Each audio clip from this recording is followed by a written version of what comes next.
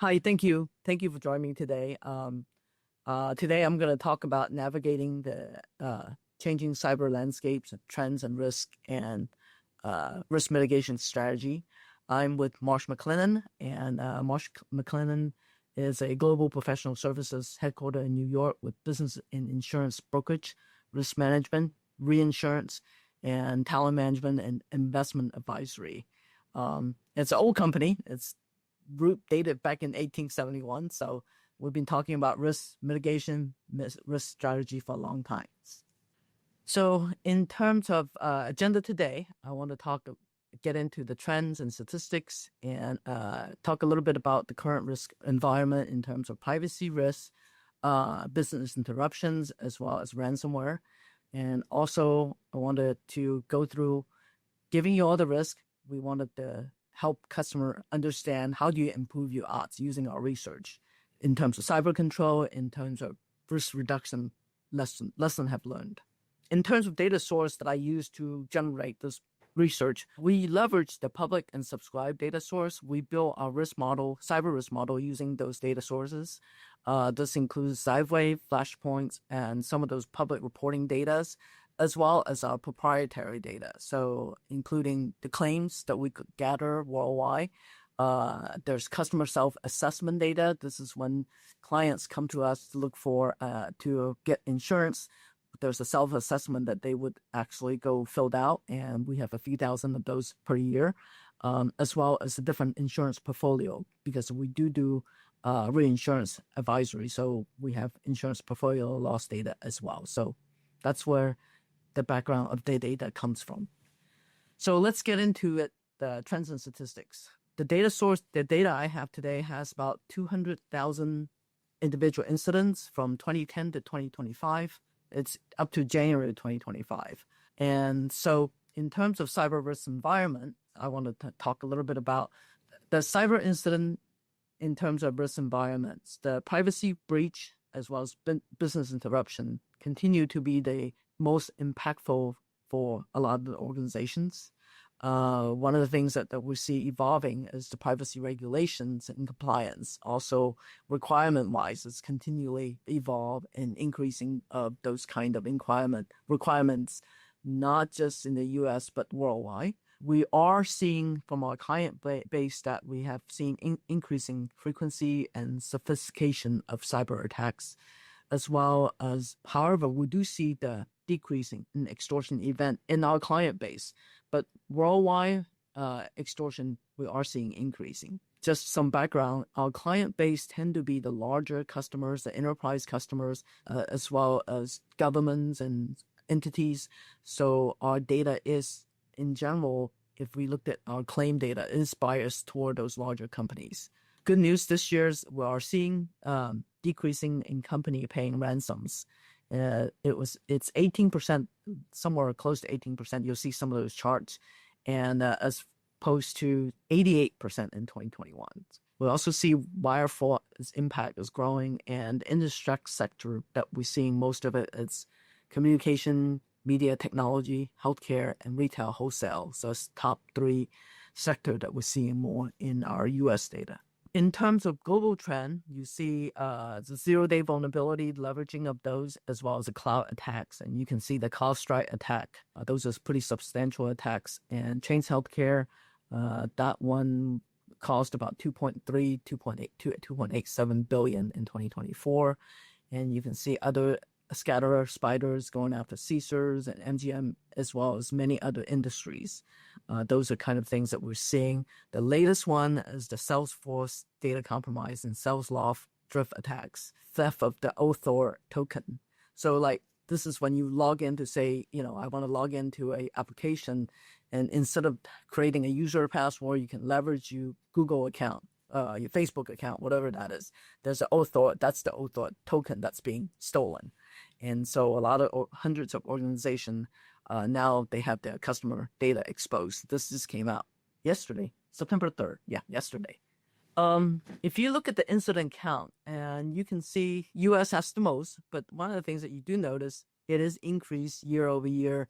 And this is from 2010 to 2025. And the next one's Canada. Canada, it's kind of decreased somewhere in the middle. However, if you see other countries in general, they are in an increasing trend. I would say that there is some bias to this data. The English-speaking countries tend to have more data just because of translations. There also, too, the regulatory requirement for reporting will affect this one as well. So it depends on what country you're talking about. If they may have low incident count, but if the regulatory requirement does not require them to report it, then you won't see a lot of those type of data. So drill down to the U.S. from 2010 to 2024. So 2024, 2025, since this is the January data, there's still partial data. You can see it is a steady increasing trend. And you can see the jump between 2019 and 2020. And that's the COVID. When COVID happened, you can see cyber event actually incident have increased quite a lot. And then 2021, a lot of the company decide to harden their environments and do a better job in protecting themselves. You can see that decreasing. And then 2023, it's back up to increasing again. So 2024 probably still up there, but that's what we see in terms of event trends. Now, if you broke the event up by cyber incident count by industry, here's the biggest one that's still finance and insurance, was the bottom blue. And you can see from 2010, that was initially, they were the most attacked environment. And then as it goes down, it's slowly decreasing. The next one was the public administration. So if you look at the second level, you can see beginning, that's all they go after. And again, that's also seemed to be tapering down a bit. But healthcare pretty much is still increasing. The band here, it's lower, but we're seeing definitely more sophisticated attack and more frequency of attack, but also our customer is doing better and protect themselves. One thing you do see in the professional services trend, that is increasing. So accounting firms, law firms and stuff at first is not getting a lot of those, the bandwidth. It's pretty steady. And then until 2021, 2022, 23, that is increasing. So that's what, in terms of overall cyber trend, and we're seeing that. In terms of ransomware, that's a little different story. Ransomware seems to be targeting manufacturing, so you can see the increasing in manufacturing on the bottom band. From 2019 on, manufacturers and steadily increase. It's still a pretty big band. The next one is the professional services. So the law firms and the accounting firms, that seem to be the good target for the bad guys, because if you have your customer data, it's hard to do accounting and deliverable to provide your customer, and also it's a huge exposure. So tendencies are those are the firms that they attack.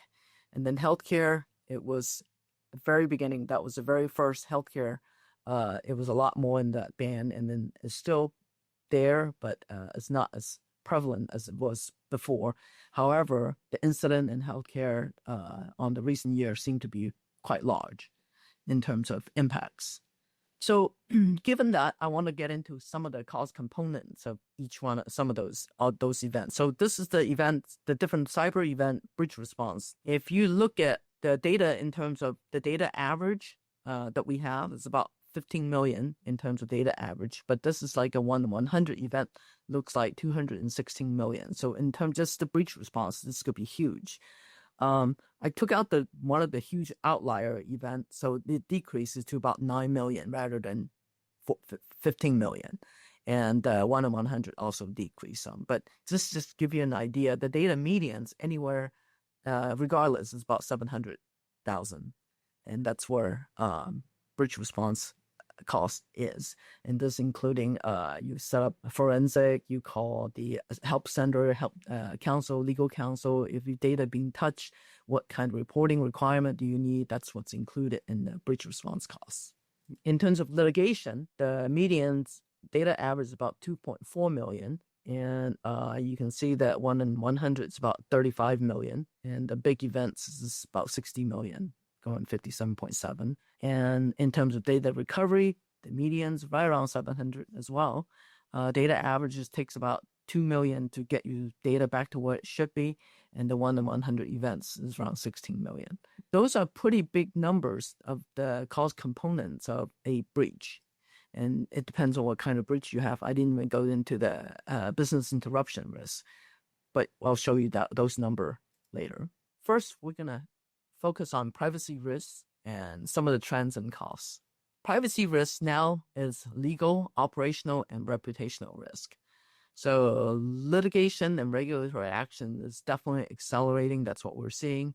And this is still one of the most impactful of the cyber peril. And so it's important you know where the data is installed, who has access to it, the business partner who have access to it. We've seen claims that where the company is not breached, but the business partner is breached. But they have your data. And when they went out of business, it's your responsibility to recover and to mitigate those losses and to deal with the legal consequences of those losses. And then now also too, the requirement for transparencies and user choices. When you go to every website, it's like, what kind of preference do you have? Those preferences, are you being kept? Those consents records, how do you keep track of those? And then also too, how is those data being used? With all this AI stuff going on, there's a lot of data and there's various data brokers. What kind of jurisdictions or laws do they apply to? So there's a lot of those kind of information things to pay attention to. Otherwise, lawsuit could be potential. It's a big potential there. Traditionally, when you talk about data assets, as you PII, PCI, and PHI, so this is the first box. So like your personnel record, your healthcare records, and your financial records. Now with the new world, there's the SDKs and then almost every apps. They provide a quick way to develop tools to build applications. And of course, SDKs need access to data in the application environment. Some of them may be collecting unnecessary data. So who's getting it? Also, API may allow other party to obtain data. So again, we mentioned about data brokers earlier. Context survey results, and of course, various reward programs. Biometric data, also the data you collect in the in-store Wi-Fi to target your advertising, securities, and so forth. There's a lot of data now that's all under regulatory scrutinies or monitoring. Just to go a little bit of those type of regulatory bodies, BIPA, CCPA California, which led some of these charges, federal enforcement of pixel, session replays, and chatbots and email tools. In terms of global, there's GDPR, which participated by 144 plus countries. Global privacy regulations is 140 plus. Based on one of the Pavani studies, 98% of companies fail cookie audits per regulatory requirements. So that's a big one. And then if you look at the average privacy litigation cost from a data violation, now exceeds 35 million. This is reported by Allianz, one of the insurance carriers. So this is an impactful risk that we should pay attention to. So I'll go through some of the large loss amounts. So you can see from top to bottom, it's in the billions. I didn't put the name on it because Marsh did not want us to list names on this one. So you can see some of those numbers here. That's quite large in terms of privacy breach, anywhere from 2-point-something billion to hundreds of millions of dollars. And then if you look at some of the fines and penalties, settlement fines and penalties, those are also quite large as well too. If you violated regulatory laws, you can see the fines are in the billions and tens of millions and stuff. So it definitely will impact bottom lines. Next, I will want to go into business interruption. Business interruption, it's becoming bigger and bigger. I think the first big one was the WannaCry and then the NotPetya. I think NotPetya was one that's really got everybody's attentions. But now, this is actually a very much underreporting risk. Most companies does not have to report this kind of risk unless it gets very big. With the integrations in supply chains and depending on the common software and technologies, this could be a widespread risk. As you can see, the CrowdStrike risk, according to Delta Airlines, they said they lost $500 million in 5 days. The business interruption related to United Healthcare risk is about $134 million in the third quarter. It's about $750 million in a 9-month period. So this is a big number. Those are not small number to talk about in terms of business interruptions. There's also different kinds of business interruptions. In general, we see a lot more of those networks interruptions and security failures, you're being attacked. But then there are also business interruptions that's just system failures. Human error, you're going updating of your applications, and then halfway through, some of the stuff doesn't work anymore. You have to roll everything back. Those could be system failures. There could be software bugs. Software that you use. I mean, everybody's leveraging technology, but then that technology could be your point of failure in terms of interruptions. And then there's the dependency to the third party, so providers. You can have IT providers like the cloud outage. That could be your IT provider failure. The non-IT provider could be your battery provider for the car. And if you don't have battery, you can't deliver cars. So this is the non-IT provider. So there are various type of business interruption failures. Those are also being very specifically carved out in the insurance. So specifically, some of those things that you probably system failure, if that's a risk that you want to mitigate, you wanted to make sure that is in your insurance policy, similarly with the CBI as well. Talk about contingent business interruptions. 60% of organizations working with more than 1,000 third parties. That's a big amount. And 73% has experienced significant disruption caused by a third party. So this is a big number that you should pay attention to. And the incident, about a third of the incident involved in a vendor. So that's a third-party risk is definitely there. Geopolitical risk, just the war we see with the war going on, and there's more hacking going on specifically to different kind of critical infrastructures. And similar with OT, those are focused on critical infrastructures, anything like your water supplies, your manufacturing, your any chemical mixing of those, including your OTs. And of course, there's AIs. So AIs with data, if the data is poisoned, they could train the data to minor tweaks. It could change it to give you false answers on those data. Not just because you're using AI, the criminal is also using AI. So they're a lot more sophisticated in terms of phishing, in terms of how they targeted attack. That's also a risk that to be considered. And so here are some of the large business interruption events. You can see the total economic impact reported by the U.S. government is about 10 billion. WannaCry and CrowdStrike is somewhere 400 million, 1.5, and that's just the estimate. There were various other companies that's still in the millions of dollars in terms of decreasing sales, loss of revenues, and incomes. Next, I'm going to go through some of the ransomware risk and trends. So I start the ransomware with the loss amount. You can see that healthcare, we know who that is. There's some retail trade that's greater than $1 billion. So this risk peril has large amount of losses in terms of ransomware.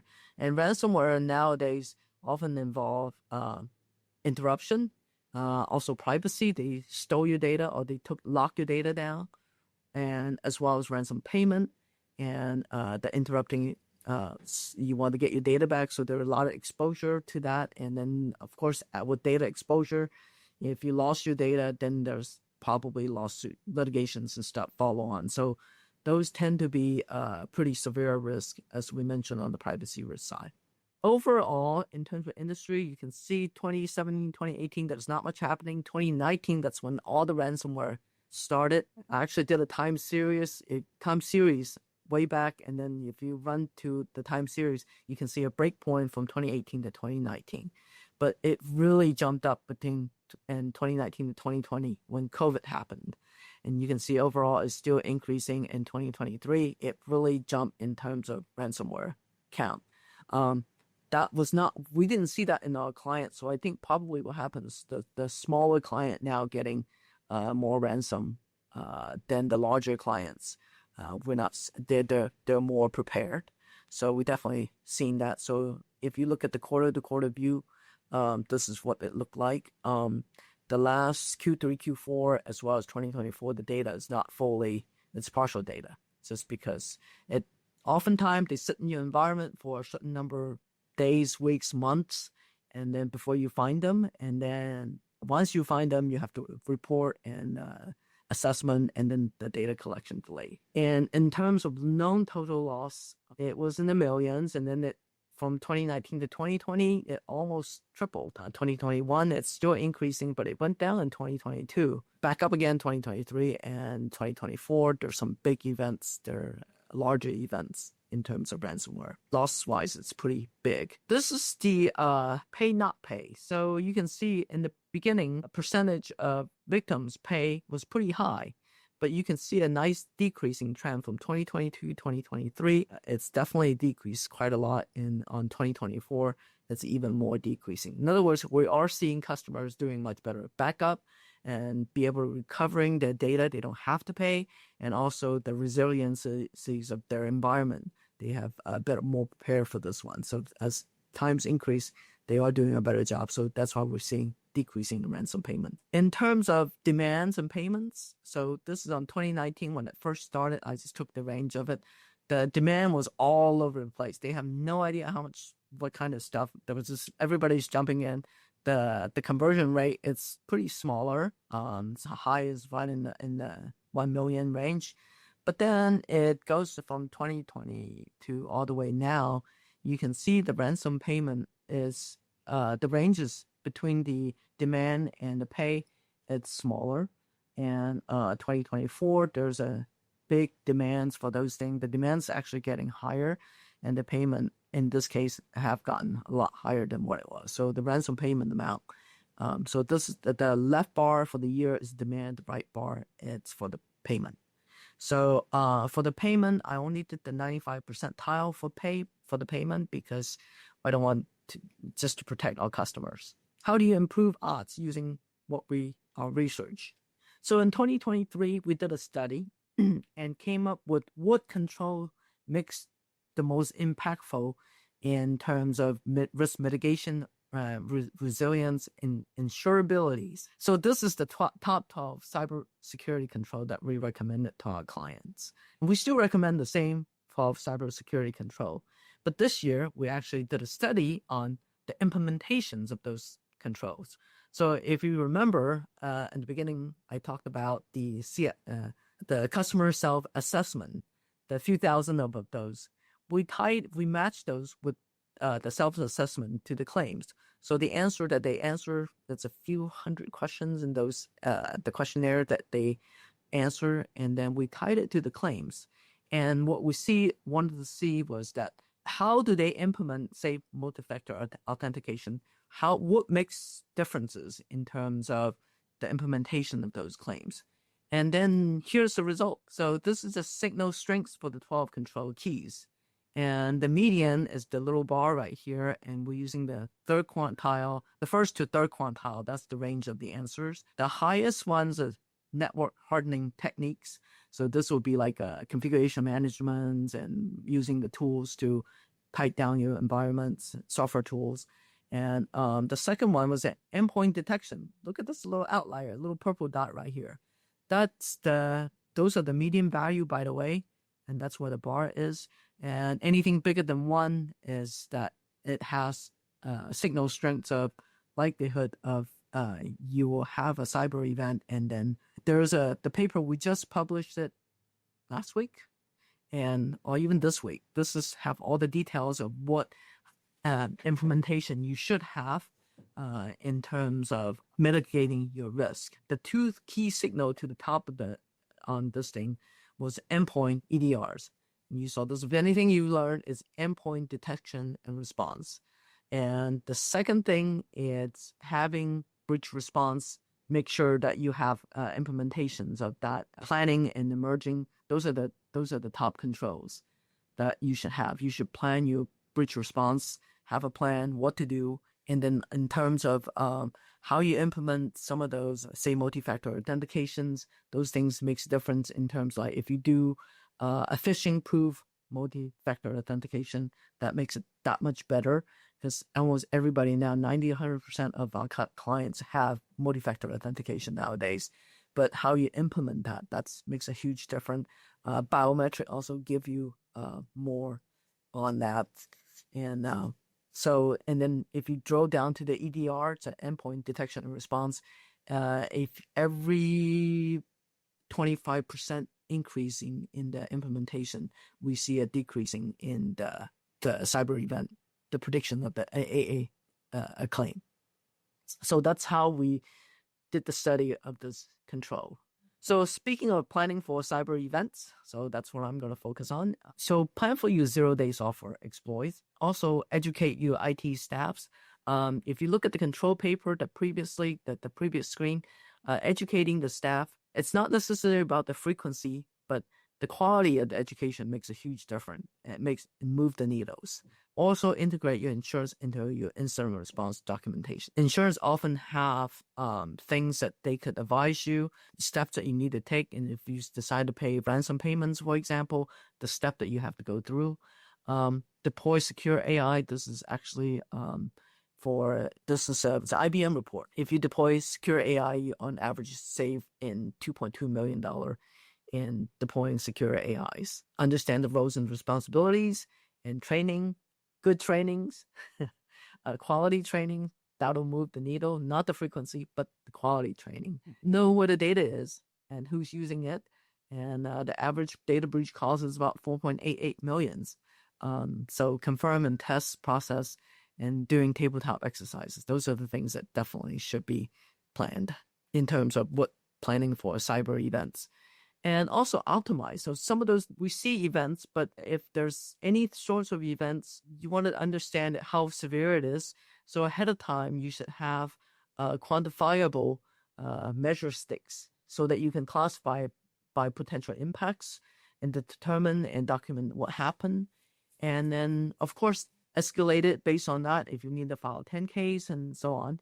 Of course, delete any of the unnecessary data. I know that I'm a data hog. If anybody, I was talking about data. It's like, oh, I don't want to delete this. I want to keep that. But what are the risks of by keeping those data?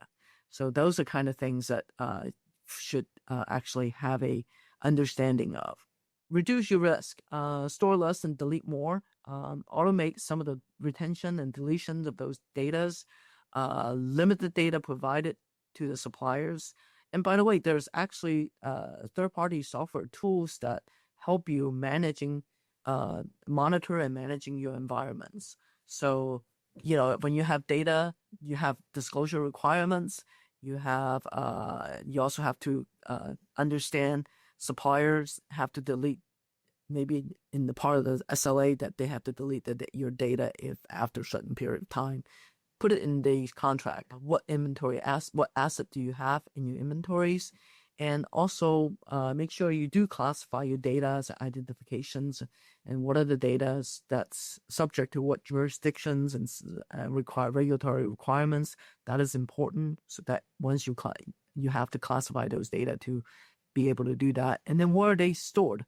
Is it in the LAN? Is it in the clouds? Is it in the SaaS environment? And then we talked about third-party suppliers and partners. And so this is part that you should also pay attention to because there's a lot of third-party that we work with nowadays just because how integrated our supply chain is. And so our data is also integrated. To download the paper, you can just scan this QR code, and that's where the download of that paper that's referred in here. So thank you.